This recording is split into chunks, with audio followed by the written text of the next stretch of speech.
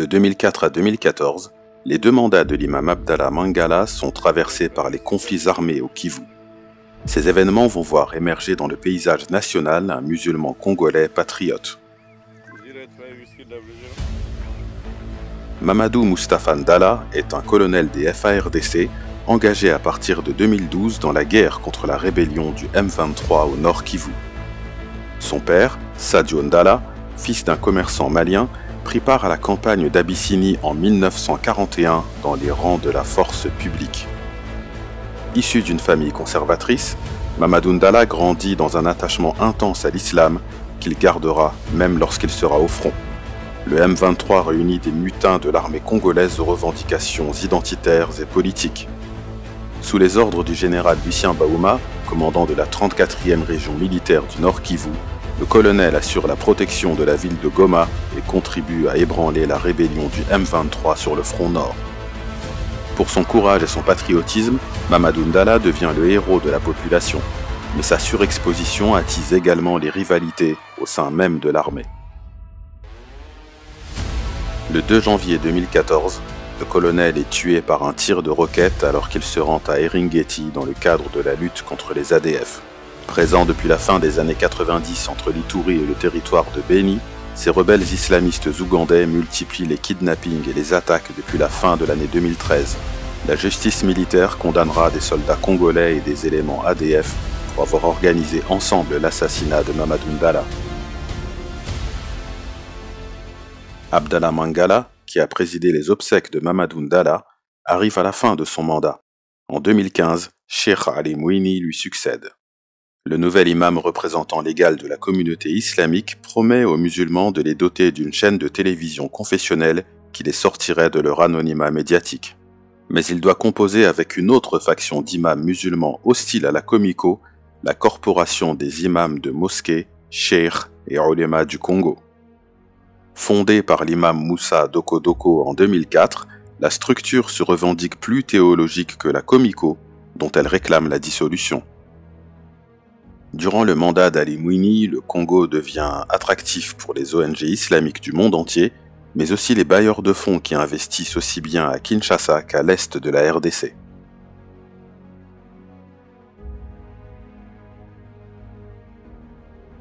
À Beni, les tueries se multiplient. Malgré l'arrestation de leur chef Djamil Moukoulou en 2015, les ADF se réorganisent et sèment le chaos dans la région. En proie à des luttes internes plus violentes encore que celles observées à Kinshasa, les instances de la Comico au Nord Kivu voient la situation les dépasser. Pire, les ADF parviennent à recruter de jeunes musulmans congolais en infiltrant des mosquées de la province. En août 2016, Lambert Mende, le porte-parole du gouvernement, révèle l'arrestation d'un recruteur des ADF à la mosquée centrale de Butembo. Dans la foulée, les imams de Butembo, Hamza Bagouma et Djibril Muhindo, sont arrêtés et jugés par le tribunal militaire de Beni. Le 16 octobre 2016, après 2 mois de procès, ils sont condamnés à mort pour participation à un mouvement insurrectionnel et crime contre l'humanité. La Comico proteste officiellement contre cette condamnation et Cheikh Ali Mouini entame une tournée de plusieurs semaines au Nord Kivu. Il apporte ainsi son soutien aux instances islamiques de la province et pilote la gestion de cette crise qui ébranle toute la communauté musulmane congolaise. Du côté de la Corporation des imams, on adopte une position totalement opposée en soutenant la décision de justice prononcée à Beni. À partir de l'année 2017, des musulmans s'engagent en politique au sein du PPRD, le parti du président Joseph Kabila. Créée en 2015, l'Alliance des kabylistes musulmans, dirigée par Moussa Mondo, souhaite peser sur l'élection présidentielle de 2019. À Beni, aucune opération n'a pu mettre fin aux attaques. En novembre 2018, le MTM, Madinat al-Tawhid wal-Muwahhidin, revendique pour la première fois une attaque en territoire de Beni. C'est à partir de cet instant que le commandement des ADF prête allégeance à l'État islamique, province d'Afrique centrale. À Kinshasa, à 1 an de la fin de son mandat, Cheikh Ali Mouini fait convoquer une assemblée extraordinaire pour modifier les statuts de la Comico et obtenir une prolongation de son mandat. Dans les statuts de la communauté islamique en République démocratique du Congo, l'imam représentant légal dispose d'un mandat de 5 ans, renouvelable une fois. Il est élu par les membres effectifs de la Comico et présente son bilan tous les 2 ans au cours d'une assemblée extraordinaire. Son autorité est reconnue par l'État via le ministère de la Justice. Tout en modifiant les statuts de la Comico, Shir Ali Mouini dissout le Conseil théologal national pour l'intégrer à l'imama adjoint chargé du culte. En signe de protestation, le Conseil théologal national se désavoue du comité directeur de la Comico et considère les manœuvres d'Ali Mouini illégitimes. Rejoints par la corporation des imams, les membres du Conseil théologal démarrent une fronde contre la Comico en organisant une série de sit-ins au siège de l'instance à Kinshasa pendant tout le printemps 2018. Profitant d'un déplacement de Shir Ali Mouini à Kisangani, les contestataires occupent les bureaux de l'imam représentant l'égal. Divisés de manière irréversible, les 2 camps célèbrent les fêtes religieuses séparément à Kinshasa, un schéma qui se reproduit également dans certaines provinces. Derrière cette lutte de pouvoir acharnée, beaucoup soupçonnent les leaders musulmans congolais de vouloir profiter d'une importante opportunité financière. The Islamic Development Bank has been a symbol of trust, credibility, strength and stability for over 44 years. La Banque islamique de développement est sur le point d'accorder un prêt à la Comico pour l'achat d'un immeuble estimé à 10 millions de dollars à Kinshasa. C'est la concrétisation d'un projet lancé à la période du mandat d'Abdallah Mangala. Au moment de son achat, l'immeuble en question ne coûte plus que 6 millions de dollars. Il y a donc 4 millions en trop dans les caisses de la Comico et les membres du comité directeur entrent en conflit au sujet du partage. À l'été 2019, Shir Ali Mouini et Shir Zaidi Ngongo se rapprochent. Les 2 camps opposés se décident enfin à trouver un terrain d'entente. Shir Zaidi Ngongo dirige même les 2 prières de l'Aïd au stade des martyrs, dont l'une aux côtés de son ancien rival.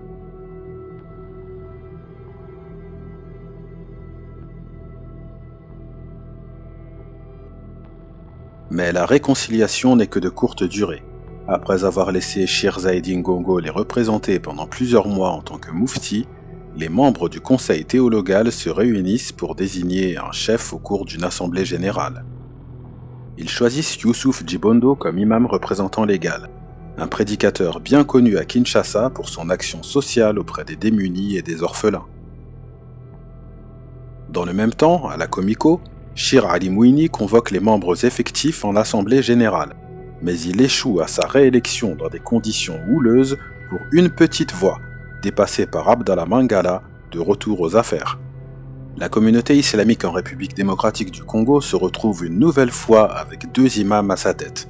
Le ministère de la Justice ne parvient pas à reconnaître officiellement le véritable imam représentant l'égal, laissant les 2 hommes apparaître tour à tour lors des représentations officielles.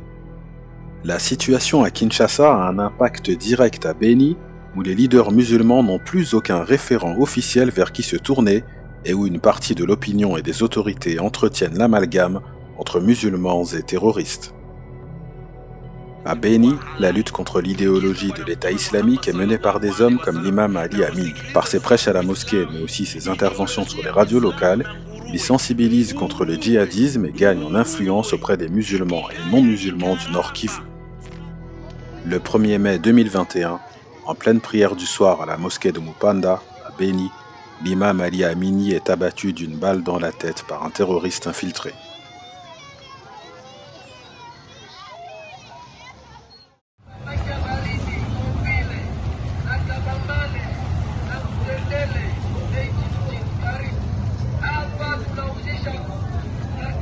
Suite à cet assassinat, les musulmans de Beni engagent une marche pacifique pour dénoncer la situation. Elle est ponctuée par le dépôt d'une plainte contre X auprès de l'auditorat militaire.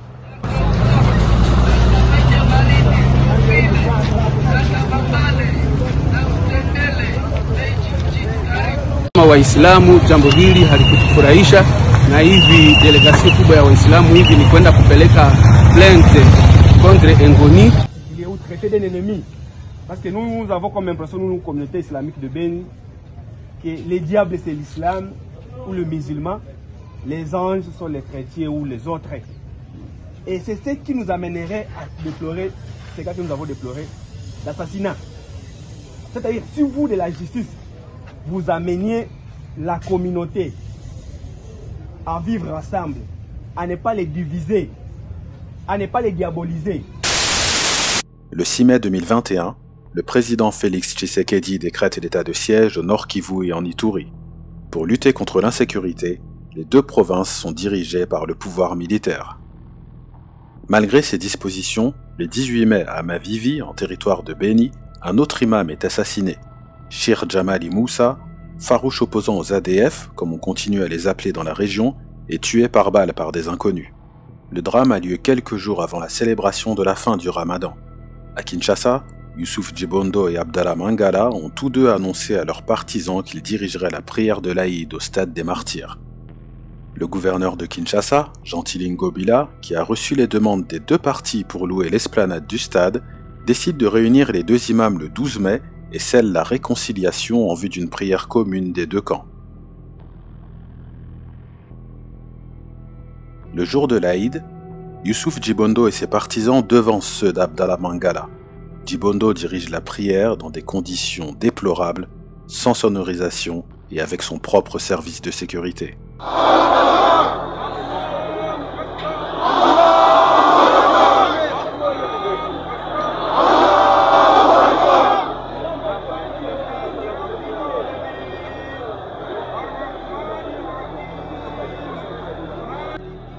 À l'arrivée des partisans d'Abdallah Mangala et d'un renfort de forces de l'ordre, la situation se détériore.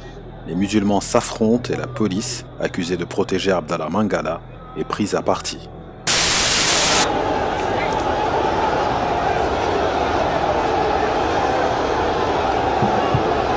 On est en République démocratique du Congo. Voilà maintenant l'événement que le musulman de la République du Congo nous offre à peine.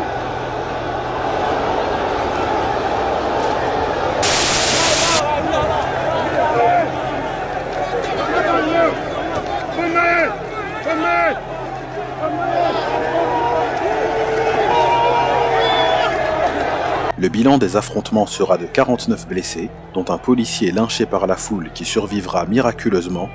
34 musulmans seront interpellés et jugés en flagrance. 30 d'entre eux ont été condamnés à mort et sont aujourd'hui incarcérés à la prison de Makala.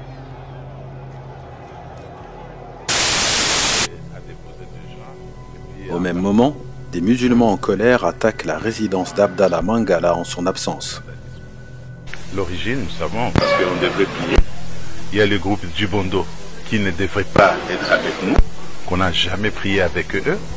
Et ils ont sémé la terreur, ce n'est pas seulement aujourd'hui, ça fait 4 ans. Et quand ils ont fait la descente au siège de la communauté musulmane, moi j'étais au Maroc, je n'étais pas ici au pays. Et je n'étais pas au pouvoir non plus, parce que c'est Ali Mouni qui m'a remplacé. Et Ali Mouni avait des conflits avec les autres parce qu'ils ont estimé que Ali Mouni voulait glisser. C'est ainsi qu'ils se sont amenés là-bas, ils ont pris le siège en otage et ils ont chassé les membres du comité exécutif. Nous savons que la population musulmane, à sa grande majorité, est derrière nous. On ne peut pas aller recruter n'importe qui pour venir troubler la prière des musulmans. Donc c'est hors de question. Moi je pouvais dire que peut-être ce sont eux qui n'ont pas de gens derrière eux, qui cherchent un peu à avoir une certaine audience auprès des hommes politiques. Ils cherchent une certaine masse. Parce que nous, chez nous, on ne cherche pas la masse, on en a. On ne cherche pas une masse pour venir nous soutenir. Parce que qui dit la communauté musulmane, plus de 13 millions d'habitants, c'est une portion énorme de la population congolaise. Est-ce que moi qui est le représentant ici d'une assemblée légalement tenue, dois-je avoir encore besoin d'aller recruter les voyous dans la rue? Non.